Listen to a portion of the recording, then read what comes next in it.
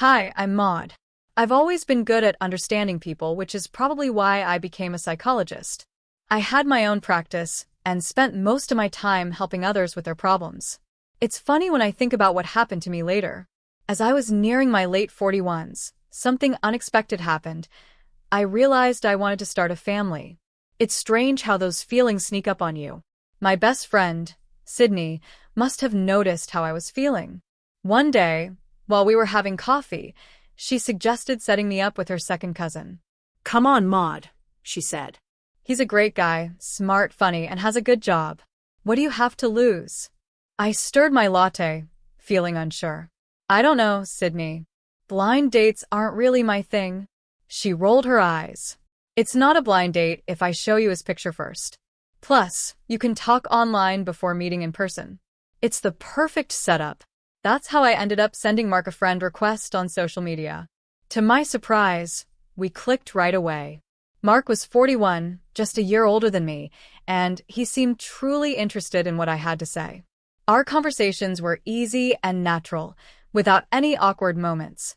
We chatted for weeks before finally deciding to meet in person. When the day came, I was so nervous. My palms were sweating as I waited for him at the coffee shop we had chosen. When Mark walked in, I felt my breath catch. He was tall, with kind eyes and a warm smile. He saw me right away and waved as he came over. "Maud?" he asked, holding out his hand. I smiled and nodded. "That's me. It's nice to finally meet you in person, Mark." He sat down across from me, and just like that, my nerves disappeared. We talked for hours, completely losing track of time. The barista eventually reminded us that the shop was closing. As we stepped outside into the cool evening, Mark turned to me. "I had a great time, Maud. Would you like to do this again sometime?" he asked. And that's how it all began. I didn't even have to think about it. "I'd love to," I said. From that moment, I fell completely in love with Mark. We started spending more and more time together, going out for dinner, taking walks in the park, and even enjoying a few weekend trips. Things felt perfect. But as our relationship grew, I started noticing something odd. Mark's phone was always buzzing with messages. At first, I didn't think much of it. Everyone has a busy life, right? But with Mark, it felt constant. One night, after a nice dinner, we were lying in bed, and his phone lit up again for what felt like the 100th time that day. I couldn't help myself. "Busy night, huh?" asked, trying to sound casual. Mark glanced at his phone and gave a shy smile. "Oh, it's just my mom. She likes to check in." I raised an eyebrow. "Your mom? This late?" He shrugged, looking a little uncomfortable. "Yeah, "We're really close. She raised me on her own after my dad died when I was 6. I had bad asthma as a kid, and she saved my life more than once."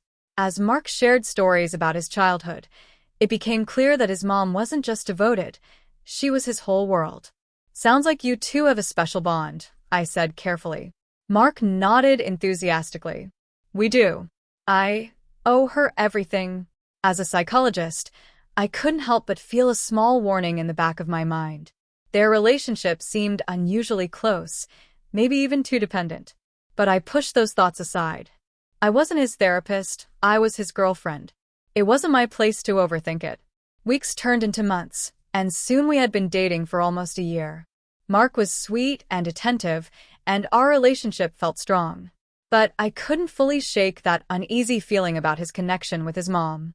One day, while we were having lunch at my place, Mark suddenly looked nervous. He started playing with his napkin. "Maud," he said, hesitating, "I'd like you to meet my mom." "I think you'll really like her," Mark said. "She's excited to meet you too."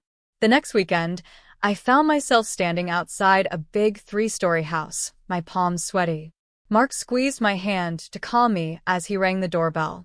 When the door opened, a petite woman with gray hair and kind eyes greeted us with a warm smile. "You must be Maud," she said, pulling me into an unexpected hug. "I'm Mary. Come on in." As we sat in the living room, I noticed that Mary's eyes were almost always on Mark. She fussed over him constantly, asking if he wanted a drink or a snack, while barely acknowledging me. I sat there feeling like an outsider as Mary dominated the conversation, sharing stories about Mark's childhood and asking endless questions about his health. By the time we left, I felt drained, but Mark seemed completely at ease. "So, what did you think?" he asked eagerly as we drove away. I hesitated, choosing my words carefully. "Your mom really loves you, Mark." He grinned. "She's great, isn't she? I knew you'd like her." I forced a smile, not wanting to ruin his mood. But deep down, I couldn't shake the feeling that their relationship wasn't as simple as it seemed. 6 months flew by, and before I knew it, Mark was down on one knee with a sparkling ring. Despite my worries about his relationship with Mary, I said yes. I loved him, and I believed we could figure things out together. We decided to move in together at my apartment, and soon after, we started planning the wedding. I had imagined it would be an exciting and fun experience, but I quickly realized it wasn't going to be that simple. Mary was involved in every single decision, no matter how small. It wasn't just the wedding either. Mary called Mark all the time, always with some emergency that needed his immediate attention. One evening, as we were talking about flower arrangements, Mark's phone rang. He answered right away, his face full of concern. "What's wrong, Mom?" he asked. After a pause, he said, "The sink's leaking? I'll be right there." He hung up and looked at me apologetically. "I have to go help her. You know how she is with plumbers." This became a regular thing. If it wasn't a leaking sink, it was a stubbed toe, a bad mood, or something else only Mark could fix. And if he hesitated, Mary would guilt-trip him with, "After all I've done for you, I just need a little help. Is that too much to ask?" Mary's constant needs were wearing me down, and I couldn't stay quiet anymore. One night, after Mark came home from another one of her emergencies, I decided to talk to him. "Mark," I said gently, "I think we should see a couples therapist. Maybe they can help us figure out how to handle things with your mom. I feel like her demands are too much sometimes." Mark's voice rose immediately. "Too much? She raised me on her own, Maud. She saved my life more than once. How can you call that too much?" I took a deep breath and tried to calm him. "I'm not saying she doesn't love you, or that you shouldn't care about her. I'm just worried about how it's affecting us." Mark's expression softened a little. "Okay, maybe you're right.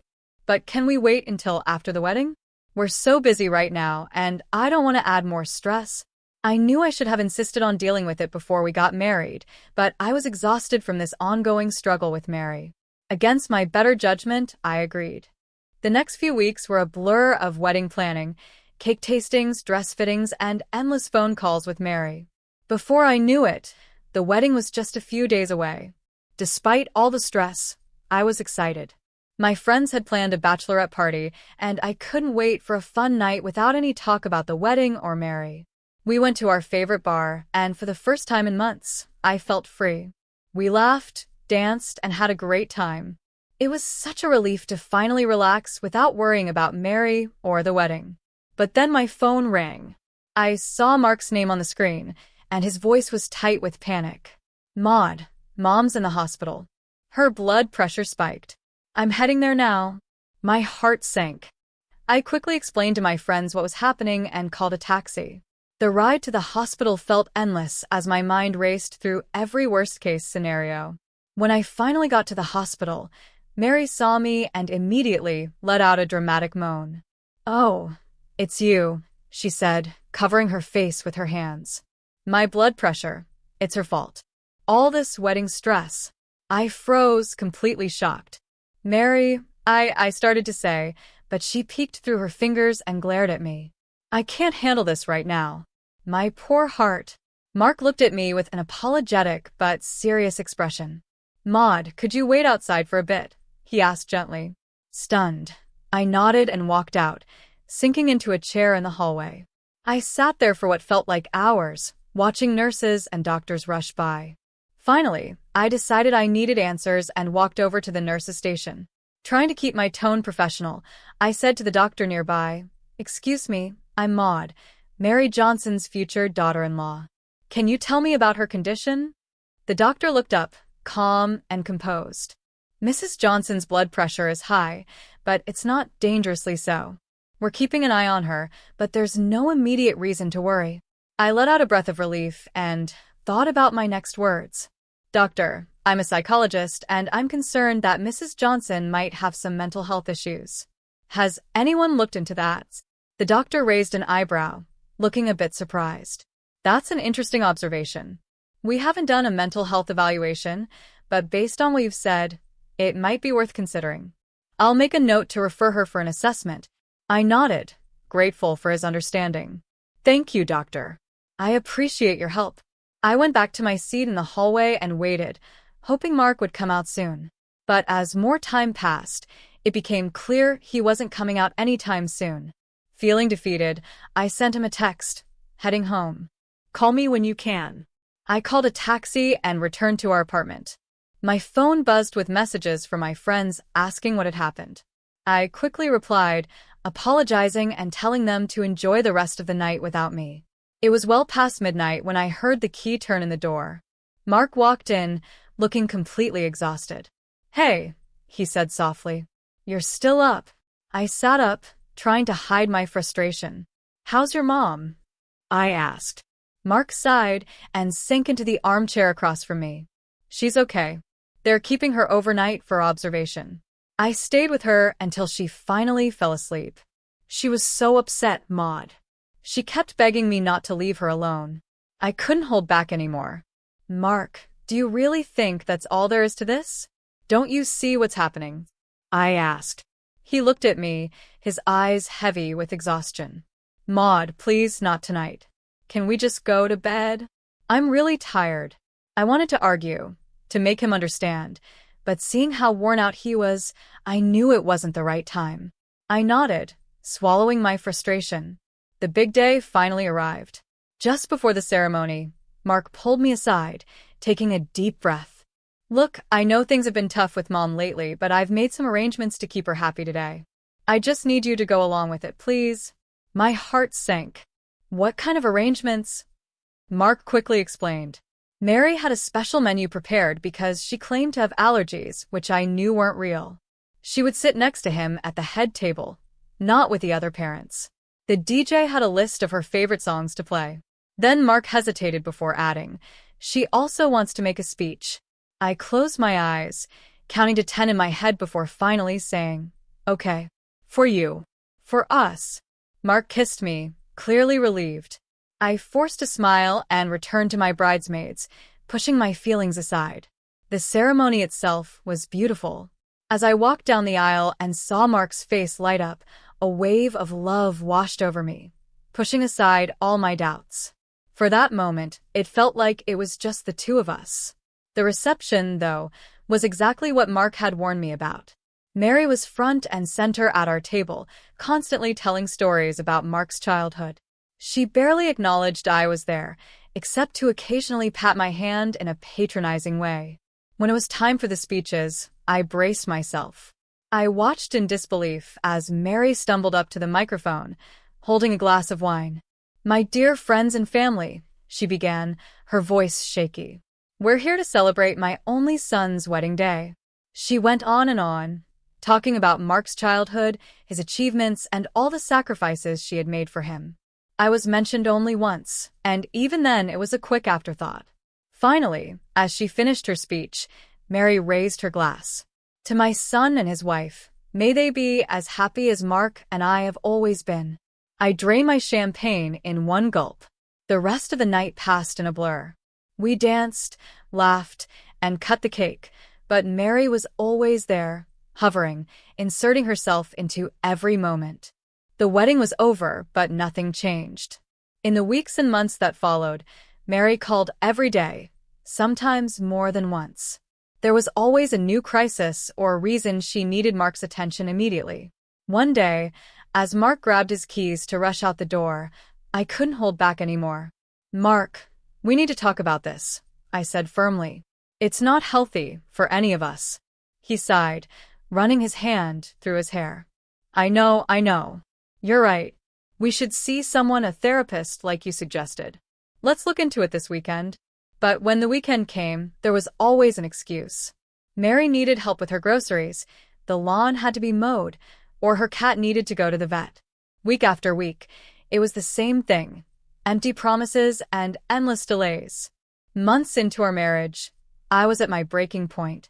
Mary's constant interruptions, Mark's inability to set boundaries, and the strain on our relationship were wearing me down. When my vacation time came up, I saw it as a chance to escape. One evening, I brought it up carefully. Mark, why don't we go on a honeymoon? Just the two of us, away from everything. What do you think? To my surprise, Mark's face lit up. That sounds amazing, Maud. Where do you want to go? We spent the next hour excitedly planning a tropical getaway. For the first time in months, I felt hopeful. This could be our chance to reconnect, to remember why we fell in love. I'll handle everything, Mark promised. The flights, the hotel, everything. And when we get back, we'll deal with the situation with Mom. Maybe even look into therapy. The day of our trip finally arrived, and I was full of excitement as we drove to the airport. Mark seemed a little distracted, but I figured it was just pre-flight nerves. When we got to the check-in counter, Mark handed me my boarding pass. I glanced at the boarding pass and froze. Economies? I asked, confused. I thought we were flying together. Mark shifted uncomfortably. Yeah, about that. I used some credit card points, but it was only enough for one first-class ticket. Since I'm taller, it made sense for me to take it. Plus, it saves us money. I stared at him, hurt and confused. But it's our honeymoon. Couldn't we both just fly economy and sit together? I asked, trying to make sense of it. Come on, Maud, he said, sounding slightly irritated. Don't make a big deal out of this. It's just a few hours. Swallowing my disappointment, I tried again. Okay, well, can I at least come to the first-class lounge with you? Maybe we could pay extra. No, Mark cut me off quickly. The ticket's in my name, and they won't let you in. Look, I've got to go check in. I'll see you on the other side, okay? Before I could respond, he was already walking away, wheeling his suitcase toward the first-class check-in. I stood there, feeling deflated, then made my way through security and into the regular boarding lounge. As I sat there, trying to hold on to some excitement for the trip, I caught a glimpse of something outside the first-class lounge, a familiar figure with gray hair and a floral dress. My heart raced. It looked just like something Mary would wear. I shook my head. Am I imagining things? I wondered. But then I thought about Mark's strange behavior, his insistence on flying first class alone, his refusal to let me into the lounge. It all started to make a terrible kind of sense. Without thinking twice, I stood up and walked to the first-class lounge desk. Excuse me, I said, pulling out my credit card. I'd like to buy access to the lounge, please. The attendant gave me a skeptical look but processed my payment. As she handed me the access card, I took a deep breath, bracing myself for what I might find. I pushed open the door to the lounge and scanned a room filled with plush seats and buffet tables. And there, in a quiet corner by the window, sat Mark and Mary. They were sitting close together, talking over cups of coffee. They looked comfortable, like they were about to head off on their own little adventure. My heart sank, but I forced myself to walk toward them, my heels clicking loudly on the polished floor. They both looked up as I approached. I walked up to them, and I saw the color drain from Mark's face. Maud, he exclaimed, quickly standing up. What are you doing here? I could ask you the same thing, I said, my voice cold. Care to explain why you're here with your mother instead of your wife? Mark glanced nervously around the lounge. Maud, please, he said in a low voice. Let's not do this here. I can explain everything after we land, I promise. Before I could respond, Mary chimed in, her voice overly sweet. Oh, Maud, dear. What a surprise. Mark and I are just about to enjoy a lovely first-class trip together. Isn't that nice? But what are you doing in this lounge? Mark stepped between us, his face full of guilt and panic. Maud, I'm sorry. The truth is, there were enough points for 3 first-class tickets. I thought Mom deserved a nice trip. And what about me, Mark? I asked, my voice rising. I'm your wife. We're supposed to be starting our life together, but instead, you're flying off with your mother while I'm stuck in economy, like an afterthought. The lounge went completely silent. Everyone was staring at us, but I didn't care anymore. Do you have any idea what it's been like these past few months? I continued, years of frustration spilling out. The constant calls, the emergencies, the way you always put her first. And now this. How could you do this to me? Mark reached out to touch my arm, but I stepped back. Maud, please, he begged. You need to calm down.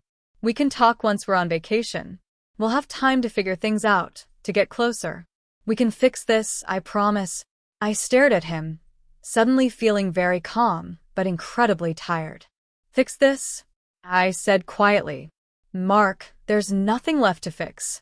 I'm going home, and I'm filing for divorce. Mark's jaw dropped. Divorce? Maud, you can't be serious. Before he could say more, Mary interjected, linking her arm through his. Well, if that's how you feel, dear, I think it's for the best. Come along, Mark. We don't want to miss our flight. I stood there, stunned, as Mary led Mark away. He glanced back at me once, his face full of regret and maybe relief, before they disappeared through the boarding gate. For a moment, I just stood there, feeling the weight of all the curious stares. Then, without a word, I turned and walked out of the lounge, finally letting go. I walked through the airport, feeling strangely calm. My mind was blank, and I wasn't crying or screaming. Instead, all I felt was an overwhelming sense of freedom. When I got home, I spent the next few hours packing up Mark's things, his clothes, books, and the silly knickknacks his mother had given him. I did it all with a clear and steady mind. Once I was done, I called a courier to take everything to a nearby storage unit. The next day, I contacted a divorce lawyer. As I signed the paperwork, I felt a huge weight lift off my shoulders. I didn't feel sad. I felt like I had made the right choice. I decided to use my vacation for myself. I redecorated the apartment, removing all traces of Mark. I reconnected with old friends, joined a yoga class, and finally read the books I'd been putting off for years. A month later, my phone buzzed with a message from Mark. I stared at it for a while before opening it. Maud, please, can we talk? I typed a short response. Storage Unit 250. Access code 9982. Your things are there. Divorce papers have been sent to your mom's house. Please sign and return them. Then, I blocked his number. Returning to work was refreshing. I threw myself into my practice with a new energy. The pain I had gone through gave me a deeper understanding of codependent relationships, and I realized I was stronger because of it. I used my experience to write a series of research papers, making sure to keep the details anonymous. To my surprise, those papers caught the attention of the psychology department at the local college. They invited me to give a guest lecture, which soon turned into a part-time teaching position. It was at the college where I met Jeremy, another professor in the psychology department. He was tall, with kind eyes that crinkled when he smiled. We connected over our shared research interests and a mutual love for terrible puns. As the weeks passed, Jeremy and I grew closer. He was everything Mark wasn't. Independent, respectful of boundaries, and confident. He had a teenage daughter from a previous marriage, and watching him balance being a father, his career, and our growing relationship was eye-opening. One evening, while we were grading papers together, my phone buzzed. It was a message from Sydney, the friend who had introduced me to Mark. Hey, Maud. Just thought you should know. Mark is still living with Mary. If anything, they seem even closer now. I stared at the message for a moment, then smiled and put my phone down. It no longer mattered. My life was my own again, and I was happier than I'd been in years. I'm so sorry for my part in all this. Hope you're doing okay, the message read. I stared at it for a moment, then set my phone aside. Jeremy noticed and asked gently, "Is everything all right?" I smiled, realizing that for the first time in a long time, everything truly was. "Yeah," I said. "Everything's fine." And it was. Mark and Mary's relationship was no longer my problem. I had my own life to live and my own path to follow.